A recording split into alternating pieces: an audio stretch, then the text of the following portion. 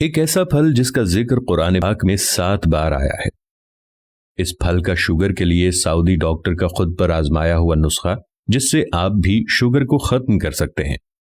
Doctor حسان شمسی پاشا 1988 سے Jeddah شہر کے ہسپتال مستشفی الملک فہد للقوات المسلحہ میں دل کے امراض کے اسپیشلسٹ کی حیثیت سے کام کر رہے ہیں۔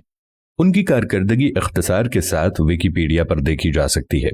آپ نے طب نبوی، دل کے امراض اور عام صحت کے مسائل پر خوب تحقیق کی ہے اور کافی کتابیں لکھی ہیں۔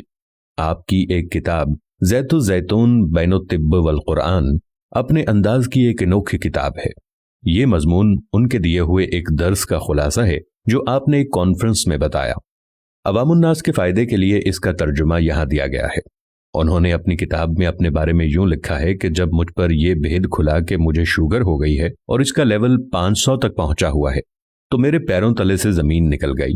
لوگوں کے مشورے ایسے آنے لگے گویا ہر دوسرا شخص حکیم ہو، اور میں اس دوائی کا خود تجربہ کر چکا ہوں۔ بس ایسا سمجھیے کہ 1 مہینے کی سخت جد و جہد اور ورزشی اور محنت و مشقت اٹھا کر شوگر نہار منہ 200 اور ناشتے کے بعد 300 تک پہنچ سکی۔ دیسی دوائیوں کا بھی کوئی ہیلا نہ چھوڑا مگر کوئی خاص افاقہ نہ ہو سکا۔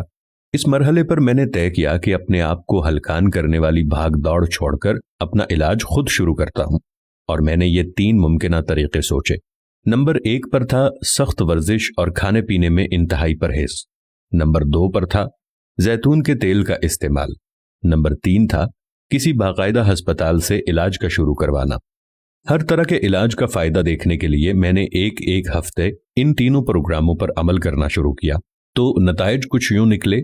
پہلے ہفتے میں پروگرام نمبر 1 پر عمل کرنا، سخت اور کٹھن ورزش اور انتہائی پرہیزی کھانا پینا۔ اس عمل میں پورا ہفتہ گزر گیا مگر افاقہ اتنا معمولی تھا جس کا ذکر بھی نہیں کیا جا سکتا۔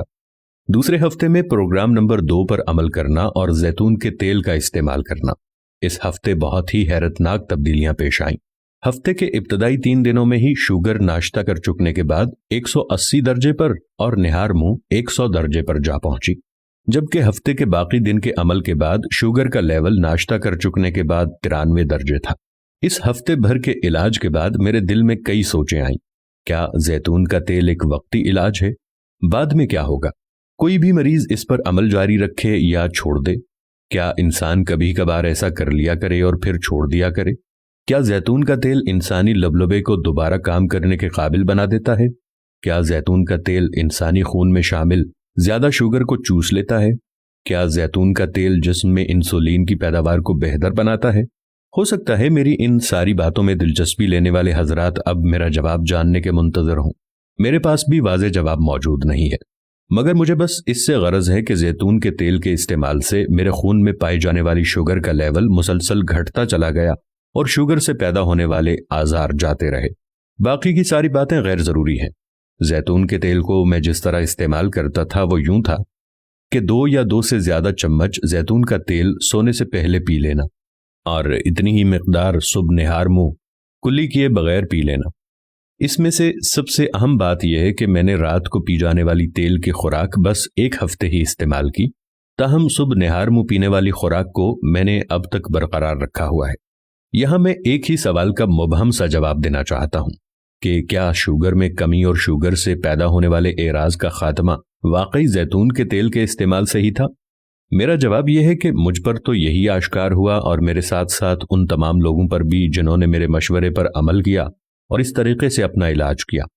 میں یہاں ایک بات ضرور بتانا چاہوں گا جو کہ میں نے خود محسوس کی، اور وہ بہت ضروری بھی ہے کہ صبح نہار منہ زیتون کا تیل پی چکنے کے بعد اور ناشتہ کرنے کا درمیانی وقفہ جتنا زیادہ ہوگا افاقہ اتنا ہی زیادہ ہوگا۔ تاہم اتنا ضرور یاد رکھیے کہ یہ مدت کم از کم 1 گھنٹہ ضرور ہو۔ مجھے زیتون کا تیل استعمال کرتے ہوئے آج 1 سال ہو چکا ہے، اور مجھے یہ بتاتے ہوئے بہت فخر محسوس ہو رہا ہے کہ اللہ پاک کے کرم سے میری شوگر بہت ہی کنٹرول میں ہے۔ میرے اس بتائے ہوئے علاج سے لوگوں کے تاثرات کچھ یوں رہے۔